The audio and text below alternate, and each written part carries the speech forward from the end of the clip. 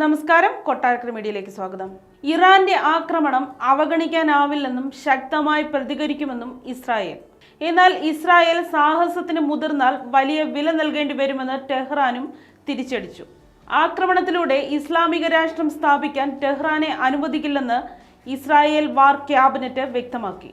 Israel വ്യോമസേന ഇറാനെതിരായ പ്രത്യാക്രമണത്തിന് തയ്യാറെടുക്കുകയാണെന്നും US നിർമ്മിത F-16, F-15, F-35 യുദ്ധവിമാനങ്ങളുടെ വ്യൂഹം കരുത്തു പകരുമെന്നും വാർ ക്യാബിനറ്റ് വ്യക്തമാക്കിയതായി ഇസ്രായേൽ വാർത്താ ഏജൻസി റിപ്പോർട്ട് ചെയ്തു. അതേസമയം ഇസ്രായേൽ ആക്രമണം നടത്തുകയാണെങ്കിൽ ഉടനടി ശക്തമായി പ്രതികരിക്കുമെന്ന് ഇറാൻ വിദേശകാര്യമന്ത്രി ഹുസൈൻ അമീർ അബ്ദുള്ളാഹിയാൻ മുന്നറിയിപ്പ് നൽകി.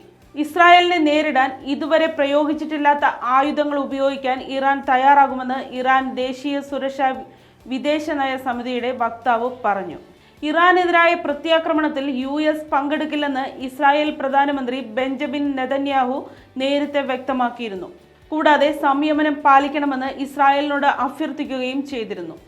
ഇറാൻ നടത്തിയ മിസൈൽ ഡ്രോൺ ആക്രമണത്തോട് പ്രതികരിക്കുകയല്ലാതെ ഇസ്രായേലിന് മറ്റ് മാർഗമില്ലെന്ന് പ്രതിരോധ മന്ത്രി യോവ് ഗാലന്റ് US പ്രതിരോധ സെക്രട്ടറി ലോയിഡ് ഓസ്റ്റിനെ അറിയിച്ചു.